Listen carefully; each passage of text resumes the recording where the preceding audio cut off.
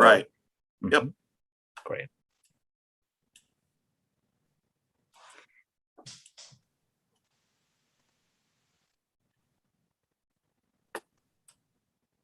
Right. Okay. Yep. Yeah. Great.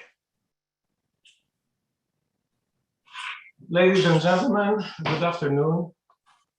I am Michael Cosmopoulos. I'm a professor of archaeology at the University of Missouri St. Louis, and I would like to welcome you to this year's annual George Mylonas Memorial Lecture. These lectures are held every year in honor of one of the most important archaeological figures of the St. Louis community and of Greek archaeology, George Mylonas. They are a joint venture between the Greek professorship at the University of Missouri St. Louis, the departments of art, history, and archaeology, and classics at Washington University in St. Louis, the Classical Club of St. Louis, and the St. Louis Art Museum.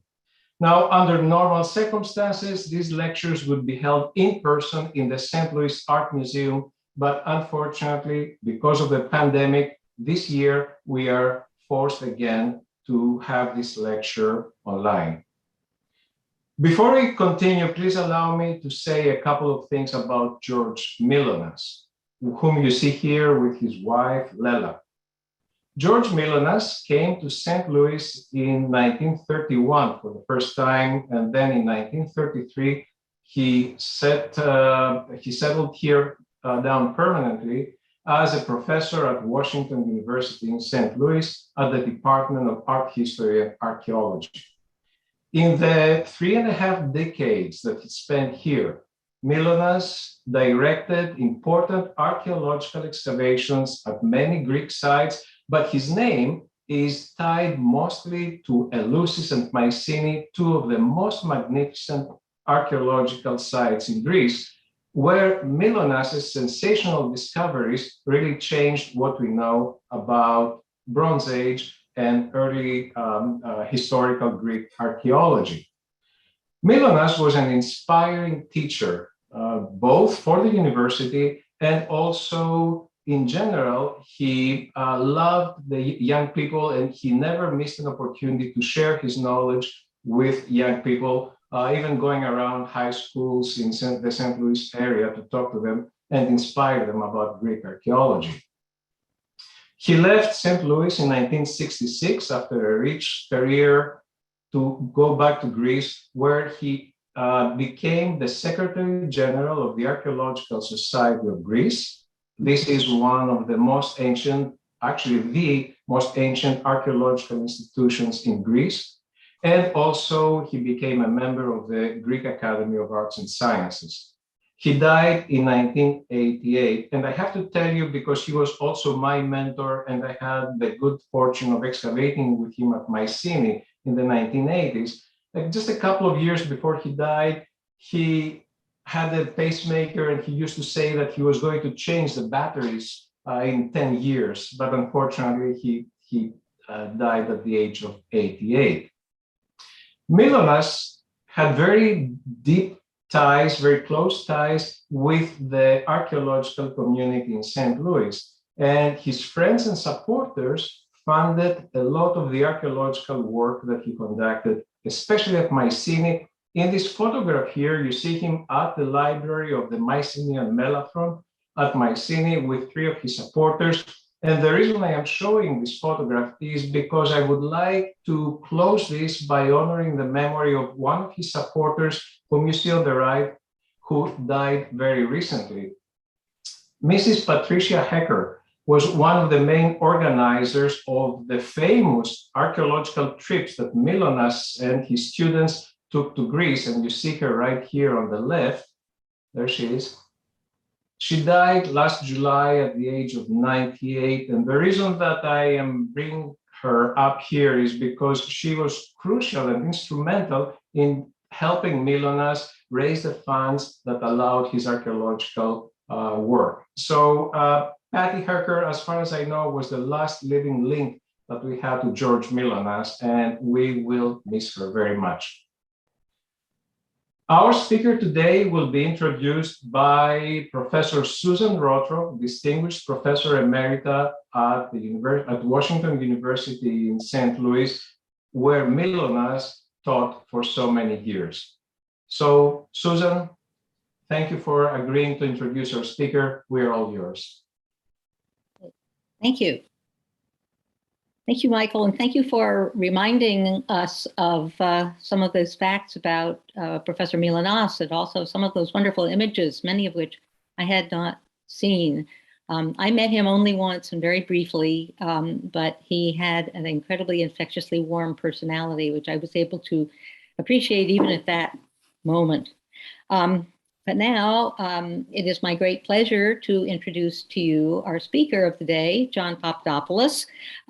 He's a man I've known for a very long time. I first met him as he happened to be my next door neighbor in Athens back in something like 1990, quite a long time ago.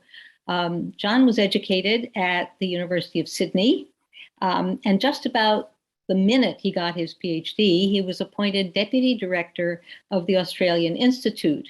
Now, deputy may not sound impressive, but the director himself, the great Alexander Kambitoglu, had a full-time position in Sydney, and so he was not in Athens all that much, but the deputy was there on the front lines all the time, and he grew very quickly into a skilled administrator, a skilled negotiator, a skilled excavator, and a skilled just about everything else. He began his teaching career at the University of Sydney, but he soon moved to the United States, luckily for us, to a curatorial position at the Getty in Los Angeles, and then on to a professorship at UCLA, where he remains today, and where he has deployed those administrative skills as director of and chair of the classics department, and also of the very fine PhD program in archaeology at the university. He has been a constant and energetic excavator, running excavations at Toroni and Methoni in northern Greece, which has been his most common venue, perhaps, but also in Albania at Lufkend, as well as having dug, of course, in his native Australia. Very exciting for me is the fact that he has now been named the next director of the excavations of the Athenian Agora. It's something of special interest to me since I am a longtime member of the Agora research staff. And at the Agora, he will be succeeding the legendary John Camp, who some of you may have heard speak in St. Louis, who's been a director for more than a generation. So this will be a tough act to follow, but John is the man who can follow it. And I know he will lead the excavation into new and exciting directions. As you will have gathered from this, he is an extremely energetic man, and not surprisingly, a prolific scholar. His CV has about 9 books and about 100 articles, though the version I have is perhaps a year old, so there's probably many more by now. The topics span a great range. There's a special focus on Greek prehistory, especially the Iron Age. He's published a very important book about Iron Age burials at Athens, for instance, but many other of his books focus on that.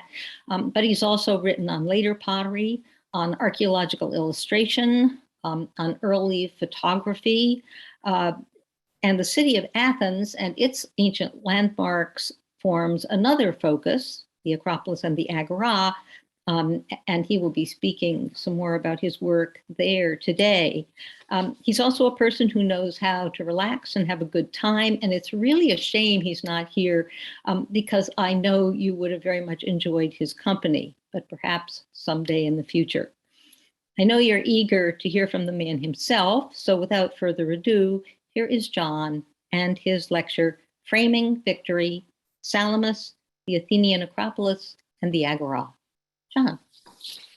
Thank you so much, Susan, for that very gracious introduction. It's a privilege and great pleasure to be here this afternoon with you all. I'm grateful to my friend Michael Kosmopoulos for inviting me. for Susan, who's been an old neighbor, and if I actually remember correctly, we were neighbors. It was already in the 80s, Susan, not as late as the 1990s, in Athens. So it's wonderful, and it's especially a privilege for me because I also knew the great man himself. And if there's time at the end of the lecture, I can tell you my story of how he actually knew my grandmother, who was from the same place in Asia Minor as he was. Now, just give me a moment to share my screen. And so there we are. Can we all see that? Yes? Great. What I'm going to talk about is the heart of the classical beast, Athens, and particularly the Athenian Acropolis and this evocative view. And check out this photograph, which my friend Maria Calzar just sent to me 3 days ago during the big storms in Athens.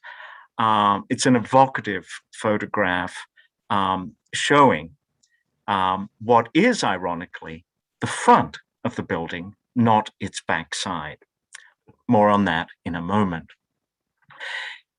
The Acropolis itself, and especially the Parthenon, is a building of metonymic importance. And that's a big word that really means that you just have to see this image, and it stands for Greece. It stands for Athens. It stands for the classical period. And there are many of these monuments all over the world. If we think of the United States, the Statue of Liberty, if we think of Paris, you just need to see this image of Paris and you know where you are. Same here with Ben in London. And there are many others. Of course, Stonehenge, I could give you a slide test here. If I was in person, I probably would.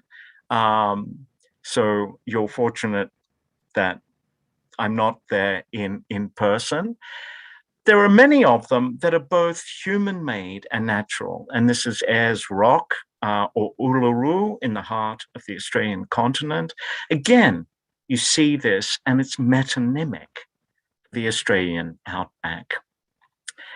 And these buildings really serve as a focus for memory, for identity, and for all sorts of things to a large group. Now, they're literally all over the world. Here's a wonderful view of the main streets of Teotihuacan. And many of the things that I'm going to talk about today in terms of side angles and views have also been applied to sites like Teotihuacan, just on the outskirts of Mexico City.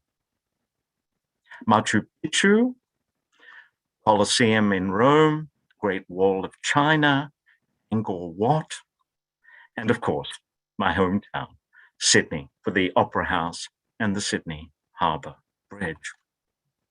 Now, before we return to the Parthenon, I just wanted here, which is the real Parthenon here. Here it is in the upper right.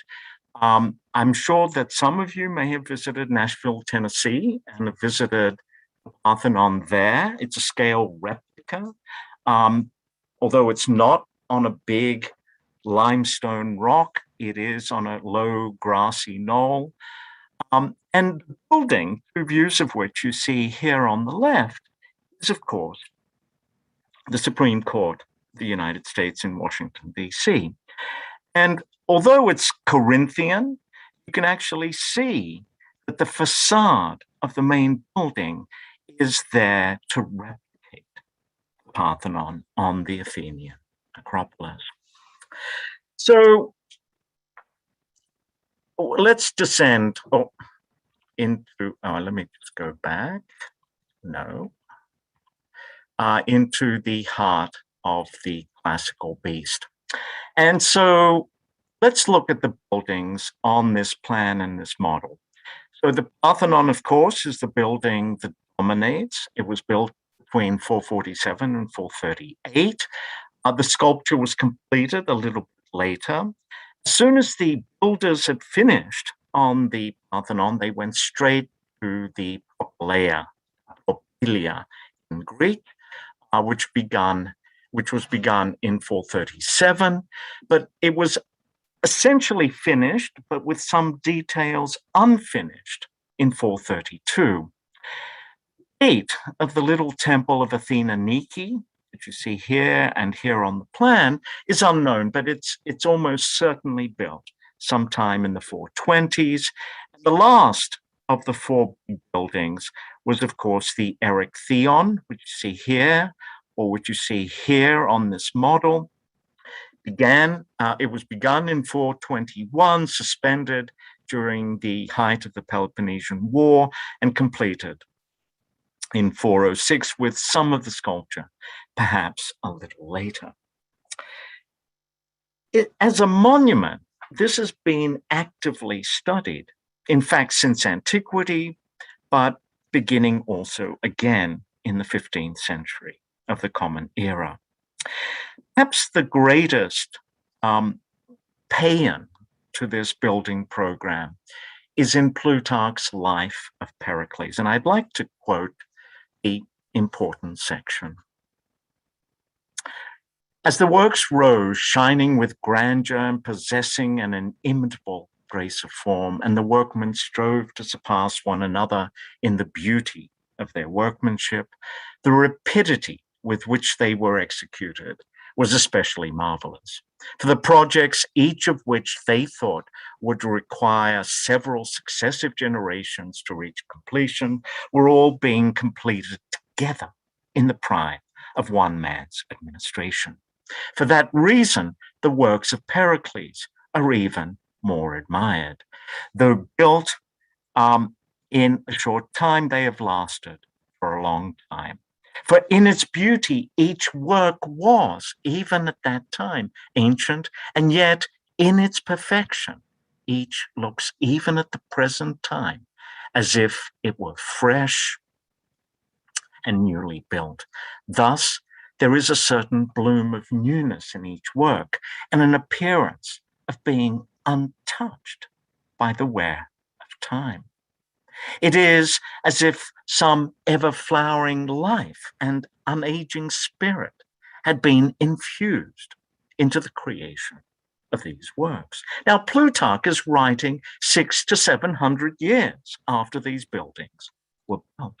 And he goes on to say, Phidias directed all the projects and was the overseer of everything for him, that is, for Pericles, although there were great architects and artists employed in the works. The Hecatombedon Parthenon, and the word Hecatombedon simply means 100-footer. It was one way the Greeks would call a big temple. The Hecatombedon Parthenon was executed by Callicrates and Ictinus as architects. The building that I want to focus on, and this is an early photograph by William Stillman, see the date, is Propylaea, formal entrance. Incidentally, this is the first of 3 restorations of the little Temple of Athena Niki, and we'll come back to that in the course of time. And I'm not just going to talk about the Propylaea, but I'm going to talk about this important relationship between the entire Athenian Acropolis and the island of Salamis. Now, let me just try to get... Now, there's been a good deal of discussion on the position and alignment of the great Propylaea in its relationship to the Parthenon and other buildings of the Periclean building program. Some scholars have argued that, as laid out, it's almost exactly as wide as the Parthenon. I stress almost because it's not exactly that. Secondly, others have argued it's similar ratios of the two, but if you actually look at the ratios, it's 3 to 7 versus 4 to 9, not quite the same. They have a similar orientation, but they're not on the same axis. So what are we talking about here? Let me just put this back up there. There's a problem. I can't seem to forward. There we go. Now, I think part of our problem has been affected what I would call by misguided frontality. It's almost this fetish, as it were, of frontality. Now, in some cases, this cannot be helped. This is a classic case in point in Egypt, this wonderful photograph of Maxime Ducamp of Abu Simbel dating to about 1850. If we take the Parthenon, the preferred view is this. It's the west side, which is not the front. Most of us, this is the first thing you see of the Parthenon when you enter the Acropolis, but it is the back side of the building. This actually goes back to the earliest photograph we have in captivity of the Parthenon. And this is actually an engraving after a daguerreotype of 1839. And let's not forget, the photography was invented in 1839 by Pierre Gustave Joly de Lotnière. And this is the earliest photographic image we have of the building.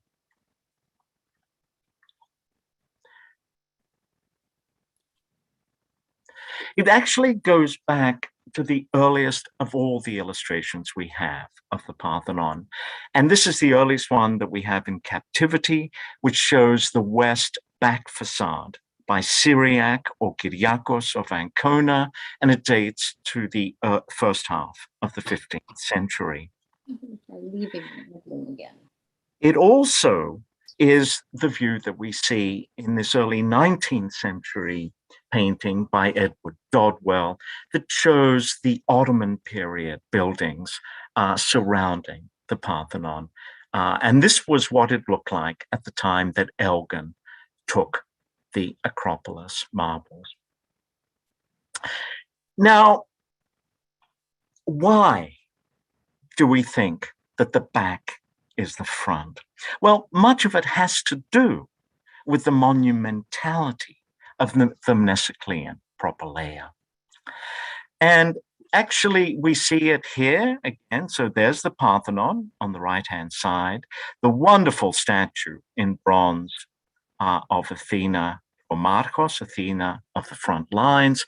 And here. John, I'm so sorry to interrupt you.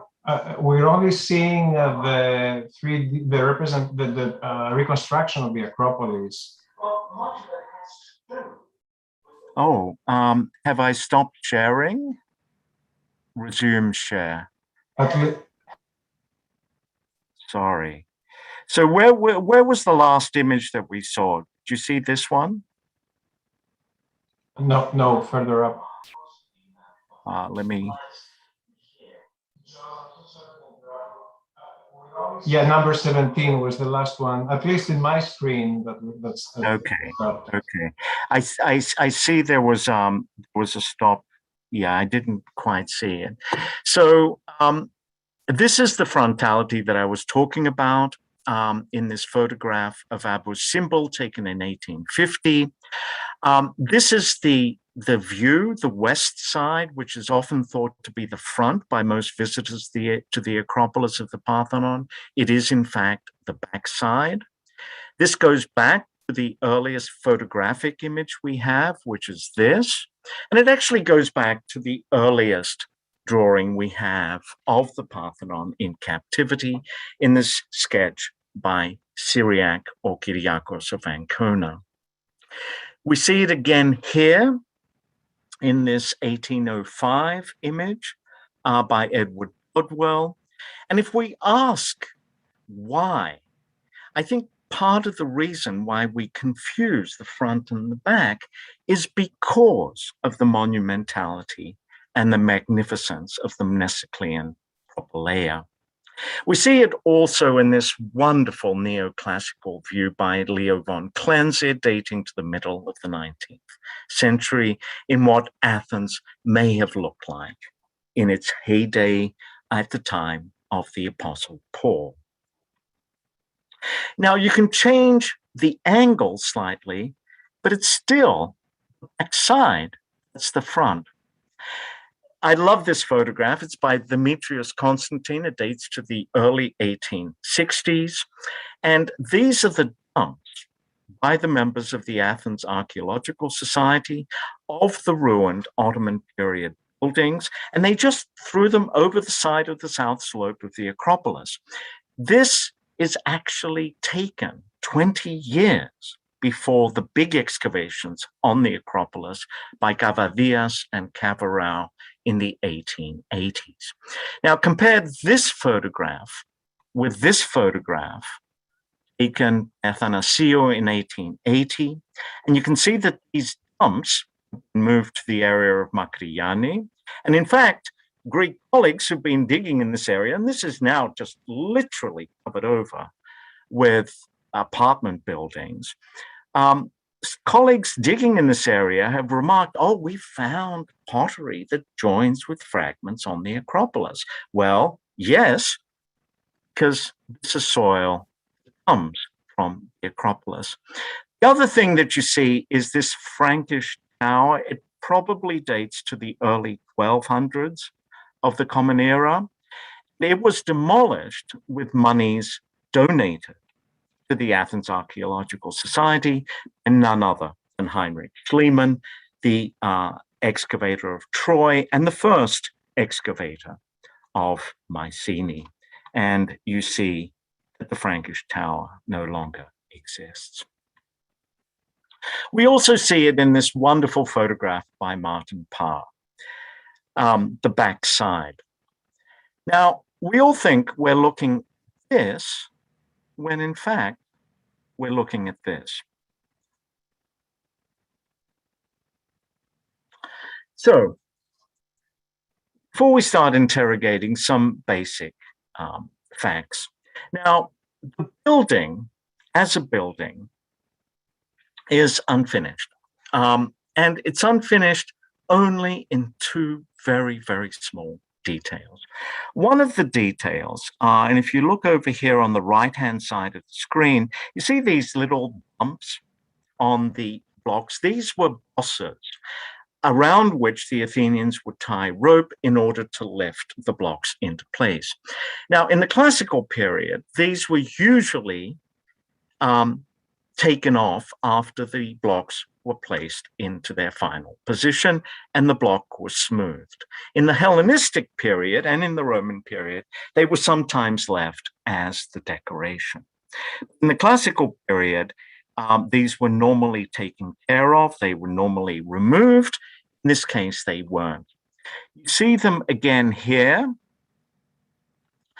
And the other thing that's unfinished is that in order to protect these steps from breakage while they were being placed, the the architects, Mnesicles, had this guidance groove here. So once you put this block into place, you could then scrape it back to the level of this. And this is now, you can see that this was unfinished.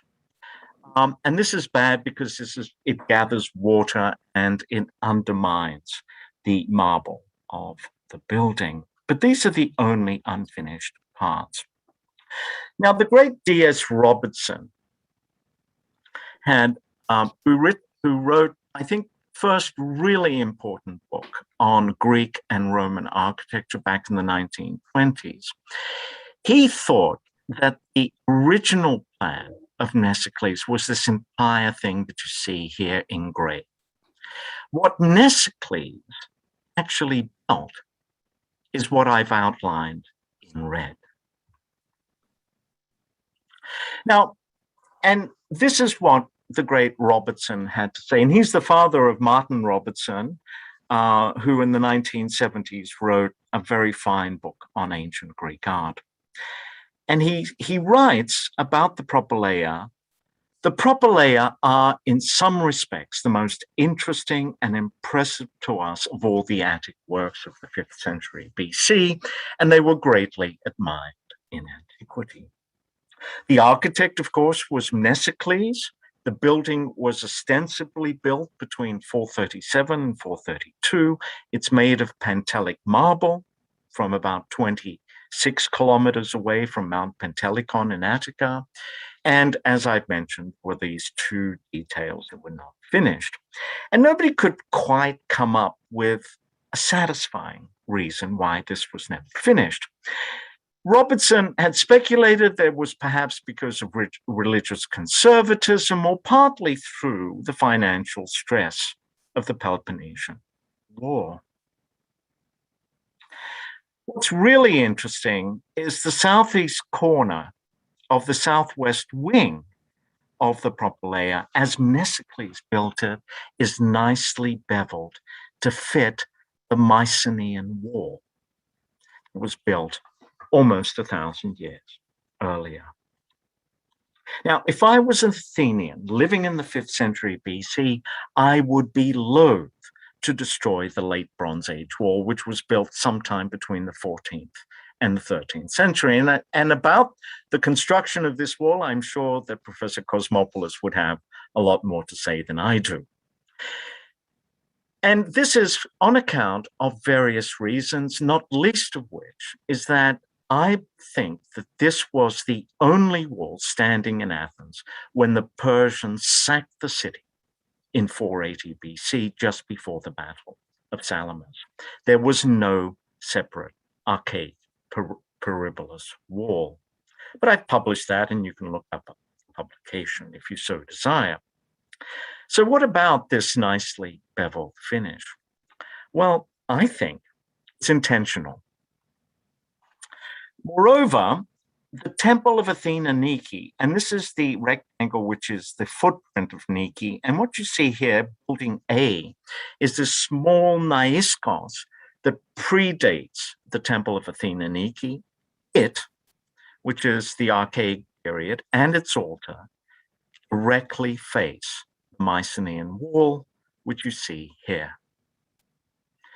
And there is the southeast corner of the southwest wing of the Mnesiclean Propylaea. And this is a wonderful photograph that my colleague and friend Tassos Tannoulas, the guy who's studied the architecture of the Propylaea, sent me some years ago. And you can see this nicely beveled finish of the relationship of the building to the Mycenaean wall. Now, the other thing that Mnesicles did was he changed the orientation. Now, you see this little square here that I'm pointing out. Well, this was the original archaic Propylaea, the official entrance to the Acropolis. And so what Mnesicles did is he changed the orientation of the building. And in order to change the orientation, the old ramp would no longer suffice. So he had to build this magnificent new ramp. Why did he do this? Nobody has been able to explain it. So let's look at the whole Acropolis. There's the building that we're looking at. There's the little Temple of Athena, Niki, down here. And I think part of the problem has been that the focus has been on this internal analysis of the buildings and how they relate to one another. It's a wonderful ensemble. But in contrast, the external elements of the building program have been relegated to issues largely of approach. And this is nowhere better seen than in this wonderful watercolor by Peter Connolly that shows the great Panathenaic festival. There was a big festival to the goddess Athena in antiquity every year, but every 4 years there was the great Panathenaea. So you can see the Parthenon in the background. The Propylaea was the primary approach for all visitors, for all citizens, their families, their metics and all the millions and millions of tourists that went through it later. If you actually read what the modern architect, one of the fathers of modernism, Le Corbusier, had to say about this, or even Sigmund Freud, they describe the buildings, the experience of being on the Acropolis as something frightening. Freud actually put on a new, cleanly washed and pressed shirt, went to the Acropolis with his brother one afternoon, and was too scared to climb into the Acropolis, and he decided to scuttle back to his hotel room to muster up the courage to go back the next morning, sort of like calling Dr. Freud. It's always been seen as a termination, in this case, of the Panathenaic procession, and as a prelude of what you would see as you're going through the Propylaea inside. And this is this wonderful 1936 reconstruction by one of the great American architects of the American School of Classical Studies. Now, ancient authors greatly admired the Propylaea. For Plutarch, in the passage that I quoted, it was the building program as a whole that was important. But for other authors, they really do say a lot more about the Propylaea than what they have to say about the Parthenon. Pausanias, writing in the 2nd century of the Common Era, describes the roof of the Propylaea, and I quote, "The formal entrance has a roof of white marble, which, down to my own times, is still incomparable for the size and beauty of the stone." End of quote. For all earlier authors, the Propylaea were perhaps even more admired than other buildings. And we see this in the number of the passages of Demosthenes, particularly in Against Aristocrates, and in describing the great monuments of Athens. Demosthenes twice lists the Propylaea first and the Parthenon second, while in Against Aristocrates, he mentions the Propylaea without any reference to the Parthenon. Similarly, Aeschines, when urging the Athenians to recall the great achievements of their ancestors, singles out the Propylaea and the ship sheds of the Piraeus, not the Parthenon. And Cicero in De Officiis, citing Demetrius of Phaleron, provides a critique of the sumptuousness of the Propylaea. And in fact, in the Middle Ages and in the Ottoman period, it was the harem of the Turkish Governor General of Athens. Whatever later generations thought of the Periclean building program, the Athenians themselves valued the Propylaea. What has often been overlooked is that a monumental entrance is also a monumental exit. And it's this that I want to focus on, and particularly this wonderful early photograph dating to about 1890 by Braun, Clement and Son. It's a huge carbon print. It's just over 3/4 of a meter tall. It's over 1/2 meter wide. And it's literally one of those photographs that you could fall into. And this is exactly what happened to me. I felt a little like Alice in Wonderland, falling into this photograph. Many years ago, I co-curated an exhibit of early photography at the Getty Museum. And this is the photograph in question by Braun. In comparison, rather large photographs of the 19th century. So you see how big this one is. So let's look at it. We see short-skirted guardian in traditional Greek dress, to give the whole thing a human scale. You see the portal. The important thing is that in the distance, there's this tiny sliver of the Saronic Gulf. And what people who talked about this photograph a number of years ago, described as distant mountains. Well, these are not distant mountains. They are fine Salamis. Upon exiting the Acropolis, Salamis is in your face. Just as it forms the ceremonial gateway into the Athenian Acropolis, the passageway out of the citadel provides every visitor a reminder of what was veritable a watershed event in the history and topography of Athens, the defeat of the Persian armada in the Battle of Salamis on a late September day in 480 BC. Had there been no Athenian victory at Salamis and Marathon, there may never have been democracy. And this was the argument made by the great English historian and political scientist, John Stuart Mill. It was in this crucial period following the victory at Salamis that the social, political, and architectural reforms of Cimon and Pericles irrevocably transformed the landscape of central Athens, sweeping much that had gone on before. Here's a great photograph of John Stuart Mill. And so when the penny dropped, and I had this idea that a monumental entrance is also an exit.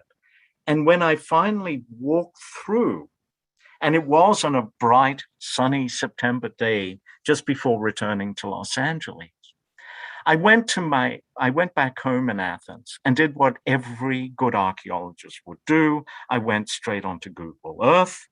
I bisected the portal of the Nesiclean Propylaea, and I took the line out. Look at where it dissects. The exit of the Acropolis through the Propylaea built by Mesocles frames Salamis itself. It looks to the mountains of the island, but also to something more. Mesocles actually split. He divided, and we're talking about a distance of like over 10 kilometers here, okay? We're talking about a distance here. He split the little island of Psyttalia, which is now the sewerage works of Athens, and on which in 480 BC, the Persians had stationed 400 Persian troops, and Ginosura Peninsula, on the tip of which, after the Battle of Salamis, the Athenians put their victory trophy. And here are some images of the Battle of Salamis. And all along, Xerxes, sitting on his throne at the Egalion Ridge, looking on the action. Well, you can actually find the location or the approximate location of Xerxes' throne in Egalion. Some Greek thug has actually spray painted it, throne. Bad spelling here. You can see what you see today in this photograph, but here are some more photographs. This is the best photograph because this shows where Xerxes was.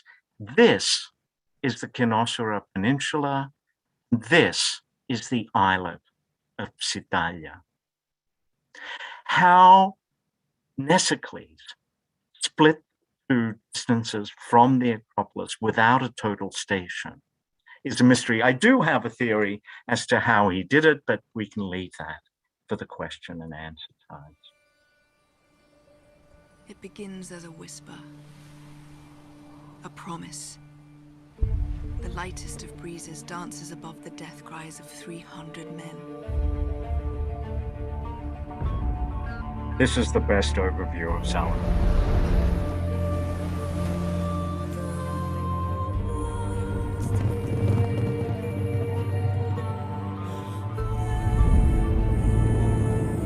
That breeze became a wind. A wind, my brothers, of sacrifice. freedom. A wind of justice. A wind of vengeance.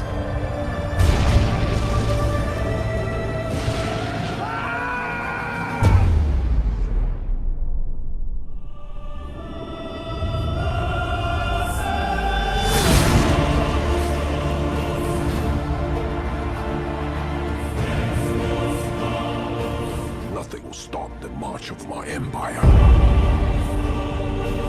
I will attack the Greeks with my entire navy.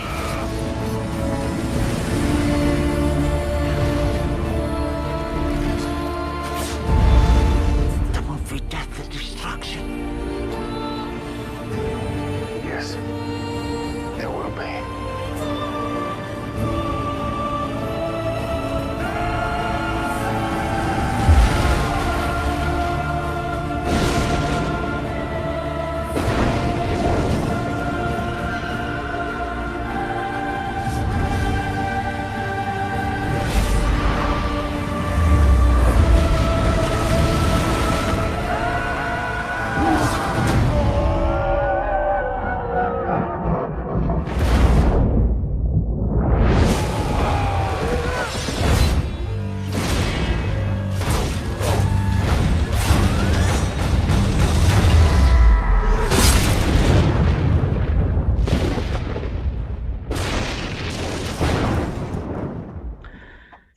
It is, in fact, a dreadful film. I don't know if Themistocles and Artemisia had sex just before the Battle of Salamis in 480.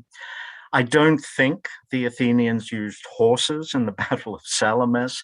And I know for a fact that the Spartans did not come and save the day. But hey, this is Hollywood, and you've got to make it glamorous.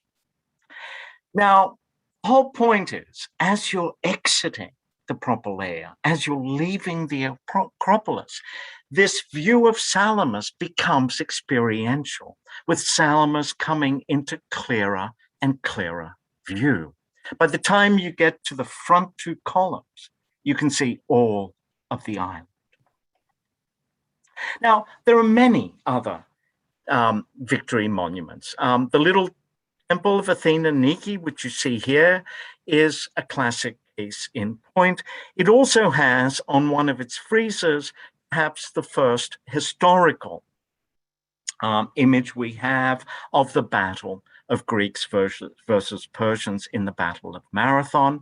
On the balustrade, on this side of the balustrade of where the Temple of Athena Niki is built, the Athenians also displayed some of the shields that they had taken from the Spartans in the Battle of Sphacteria in the 420s BC.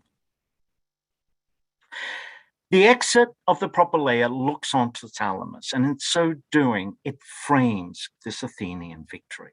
So architecture, and I think this is the first time it's happened in world history, as an active agent, was used to frame victory. As a war memorial or as a victory monument, it is, however, not alone.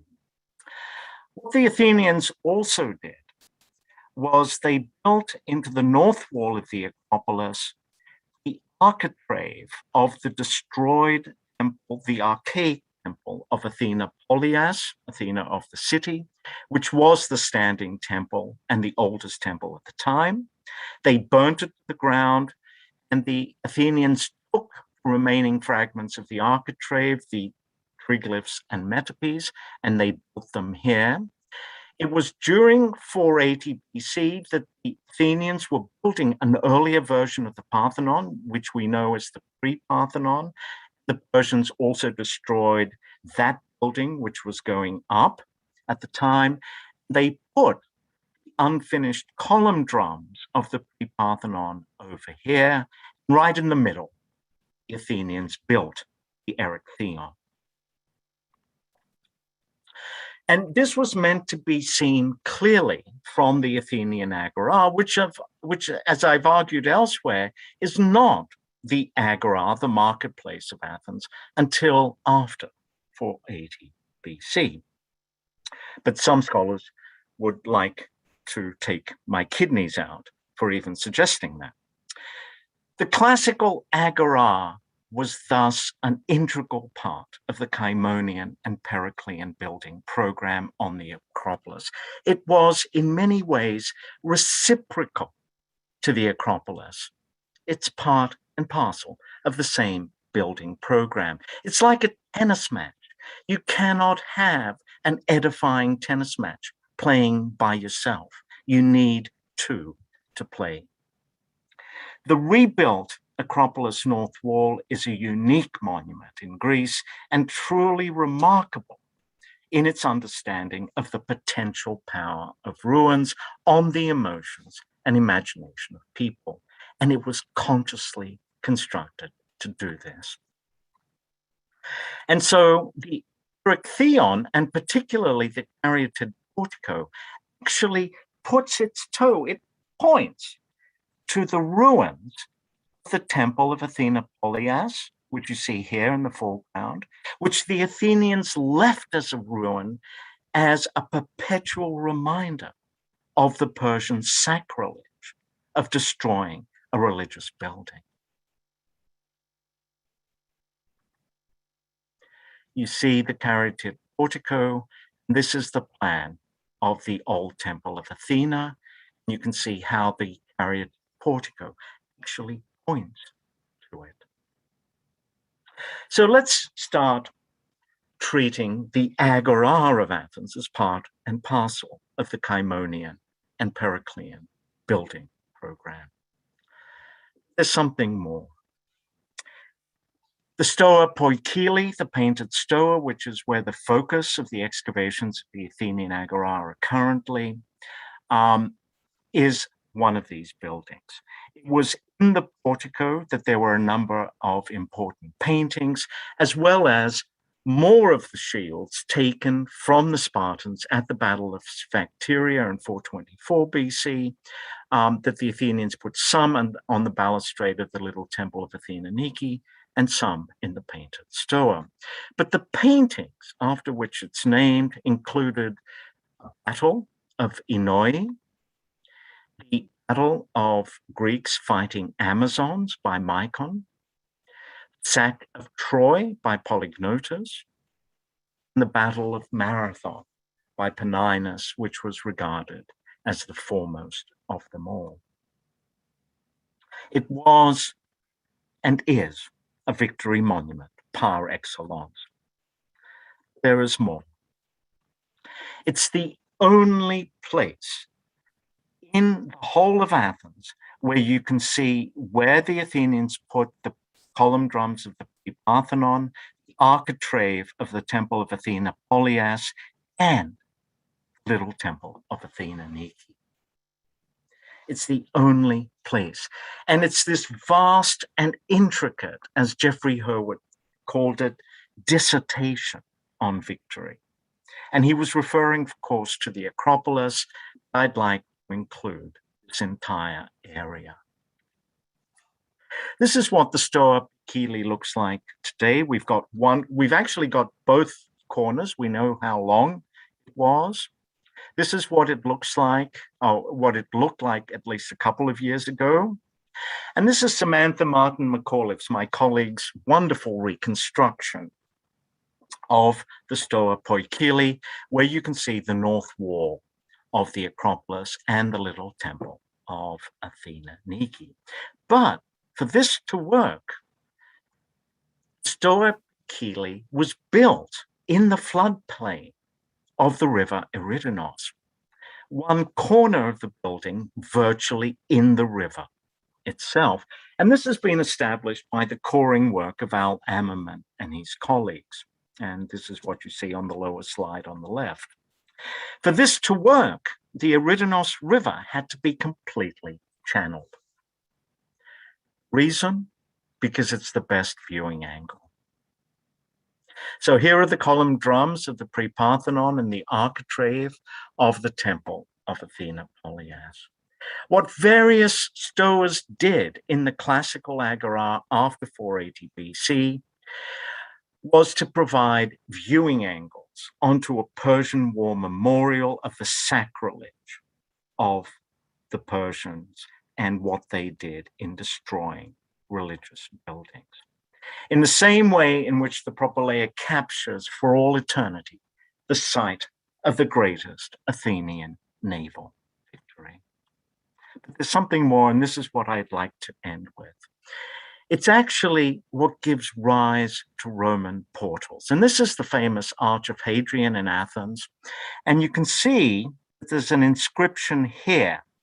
Now, if you're standing, and here's another early photograph, if you're standing on this side, inscription reads, "Here is ancient Athens, the city of Theseus." And points exactly where I think the archaic Agora is. If you turn around and look at it from the other side, and here it is in the modern landscape of the city of Athens, inscription on this side says this is the new Athens of Hadrian, or Hadrianopolis, with the Hadrianic completion of the Temple of Olympian Zeus, which had begun under the tyrants in the 6th century BC, but was only completed in the early 2nd century AD. It's one of the finest of the Roman temples we have in Greece. And it's also what happens with the Forum of Caesar and Augustus, which is here. This is the gate of Athena Archaitis, which is archaizing. It's actually built to replicate the Propylaea. They knew in the Roman period what they were talking about. And look at the gate, this gate, and its relationship to the old Agora. It points back to the Agora. And this is precisely what Roman portals do. You see the Arch of Titus on the left. It was completed in AD 81 to commemorate the Jewish campaign of Titus in 71 AD. Now, you can't see Jerusalem from Rome, okay? But, so what did the Romans do? They put on reliefs showing Jerusalem. So you see it in terms of iconography and art. And this is also what happens with the Arch of Constantine to commemorate the Battle of the Milvian Bridge in the early 4th century AD. This is the cover of a magnificent book by my colleague and friend Mark Matzawa, and it shows the swastika over the Acropolis, and it shows, and this is the cover of his book, Inside Hitler's Greece, and it shows Field Marshal von Brautoch, who was being shown, he was the military genius that was able to capture Greece. He was being shown by the archaeologist, Nazi, and then director of the German Institute of Archaeology, Walter Rede, in May of 1941. He was being shown the Acropolis by him. Unlike the Persians came to destroy, the Germans came not only to admire, but to appropriate the Acropolis. The symbolism is palpable. In order to take Athens, one had to take the Acropolis. And in the background is the Propylaea, doing what it always did, serving as a magnificent entrance and exit. But on the night of May 30th, 1941, and they probably used the Mycenaean staircase up the north slope of the Acropolis, two young Greek teenagers, the patriots Manolis Glezos and Apostolos Santas, lowered the flag. They climbed up to the Acropolis in the dead of night. They lowered the flag of the Nazi conquerors from the sacred rock. And this was a plaque set up by the United National Resistance to commemorate the event. And this plaque is still there on the Acropolis. It was dedicated in 1982. Commemoration and memory are powerful forces. As Susan Alcock has observed, people derive identity from shared remembrance, from social memory, which in turn provides them, it provides us with an image of our past and a design for our future. What people remember of the past fashions their sense of community and determines their allies, their enemies, and their actions. They will argue over it and they will kill for it. Social memory is manifestly a powerful force, but it's also a fugitive one. Memories overlap and compete, and over time, they change or are eradicated. People forget.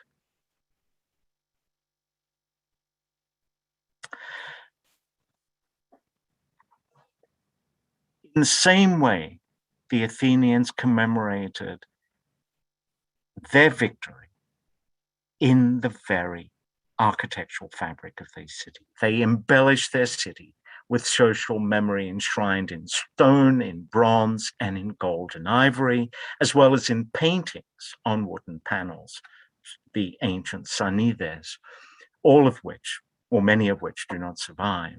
The bronze statues, like that of Athena Promachos, long destroyed and melted down and reused. The gold and ivory cult statue of Athena Parthenos, long gone, so too the paintings, and much of the stone sculpture is badly weathered and fragmented.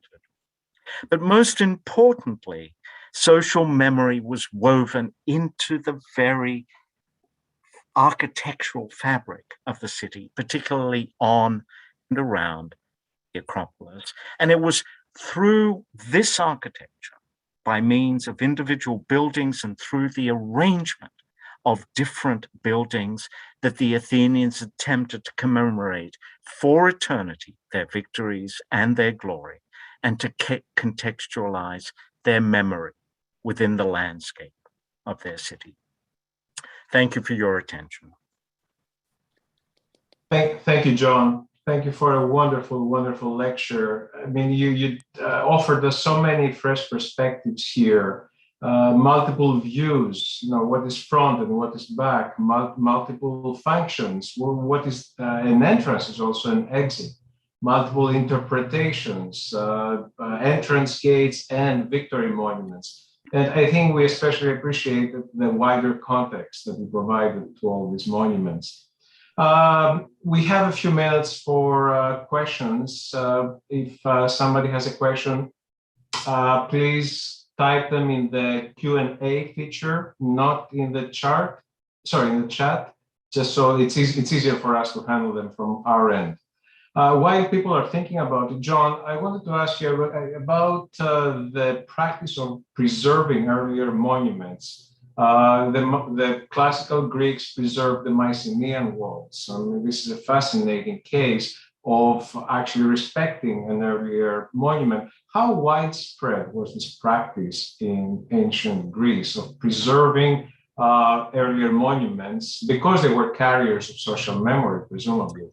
Well, in fact, what's interesting, and you can probably answer this better than I can, but the fact of the matter is that of the great Mycenaean citadels, the only two that really became really powerful and large polis of the Archaic and Classical period were Athens and Thebes. And so these are the only two. So in many ways, Mycenae, there was the later temple that people could go and visit, but Mycenae became, like the Temple of Athena Polias, a ruin. So did Tiryns. So in many ways, so did Orchomenos. And so did Gla, for example. That never developed into a polis in and of itself. And so it's only really Athens and Thebes that become cities. Now, the Athenians on the Acropolis did not preserve all of the Mycenaean wall. They just preserved sections of it. And if you look carefully, I think most of that section of the Mycenaean wall right next to the Propylaea Mhm. The largest part of that, I believe, Recording in progress. the largest part of that is actually, I think, rebuilt in the classical period. So on the one hand, there is what the Athenians did in the case of Athens with their Mycenaean ruins. In the other hand, they were these ruins. Now, of course, Mycenae functioned, and so did Tiryns, and so did the palace of Nestor at Pylos. There were all sorts of interesting visitations, as you well know, in the geometric period, particularly to the Tholos tombs.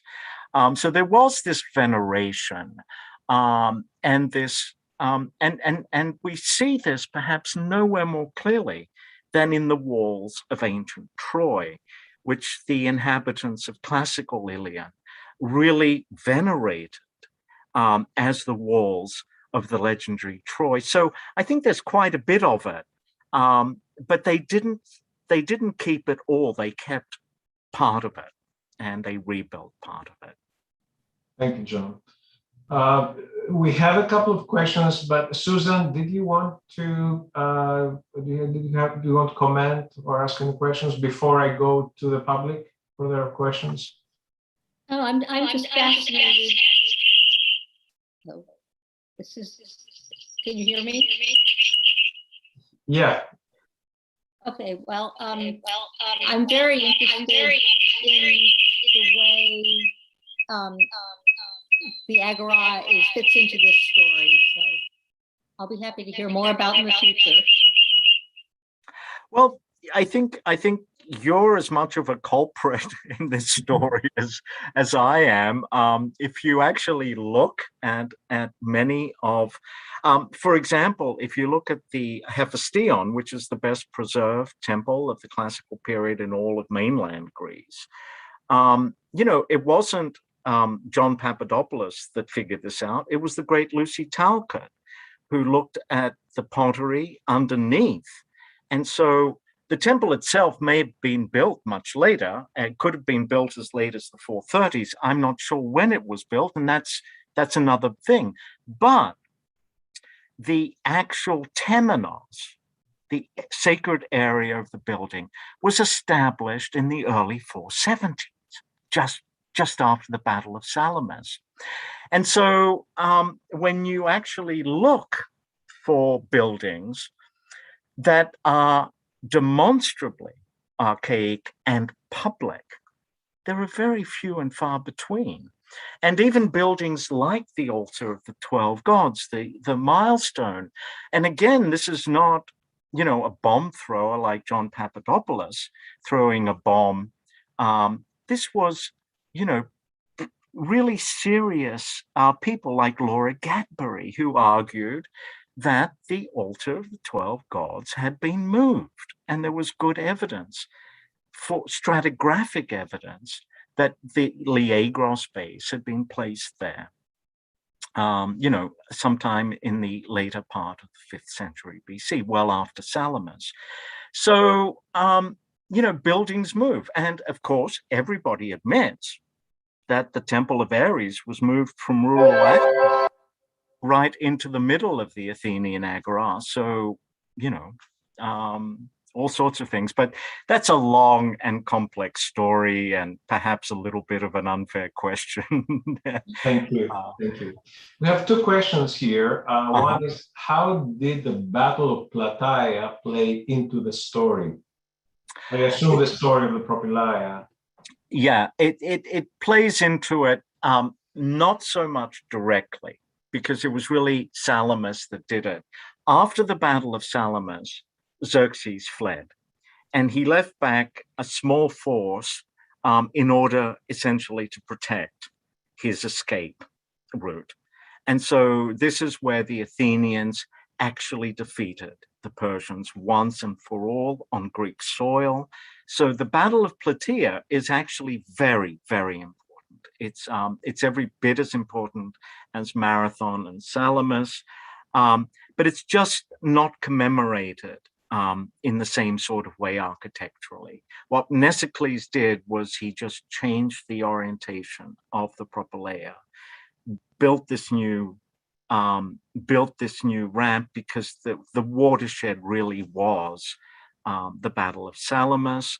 And then, of course, Cimon, they chased the Persians into the Eastern Mediterranean, and Cimon defeated the Persians in the 460s, of course, at the Battle of Eurymedon in southern Anatolia. And the other dimension of this might be also that Salamis was a purely Athenian victory commemorated in an Athenian monument, compared to Plataea, which was a sort of a pan-Hellenic victory, not just the Athenian. Right. Yeah, there were many allies at Plataea, and that was a very important point. And the importance of Marathon and Salamis is the Athenians didn't do it once. They did it twice. They beat the might of the Persian military force on their own territory and virtually single-handedly. There were a few Plataeans actually in the Battle of Marathon, but it was largely an Athenian victory at Salamis. Thank you. There's a second question. What do you make of the lifting bosses above the finished section of the southeast corner of the southwest wing of the Propylaea? Why were they not removed, the finished bosses? Yeah, we don't actually know. Now, I don't think they were there as they are in Hellenistic and Roman for aesthetic reasons. I think they just didn't do them. In the same way that they just didn't finish the channels in the steps. And in many ways, the bosses don't create any damage to the building. But leaving those little channels in the steps really does, because it's one of the few buildings on the Acropolis where you can actually get water seeping into the area between the stones. And if you look particularly at the Parthenon and the Erechtheion, they were so well put together because of anathyrosis. They were so well put together, the blocks, that they created an anaerobic environment, so that the wooden dowels that were in the center, keeping the column drums together, the wooden dowels are really magnificently preserved, as we all well know. And that was because there was just absolutely no oxygen being let in. Now, by leaving those little thin channels in the steps of the Propylaea, that actually created, or potentially created, some damage. So, but the reason, your guess is as good as mine. Thank you. It's past 3 o'clock, so I will wrap this up. John, would it be okay if some of our audience have questions and email them to me so I can forward them to you? Please, and they can email me directly as well, so you don't even have to act as my email is readily available. So I'd be happy to answer any questions you have. Well, thank you all for attending this lecture this afternoon.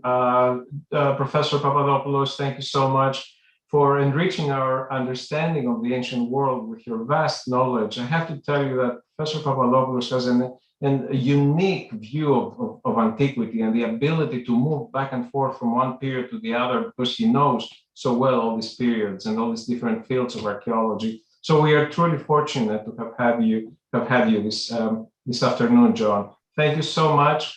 Everybody have a wonderful afternoon, and stay tuned for the next Mylonas lecture a year from now. Thank you very much. Thank you for having me.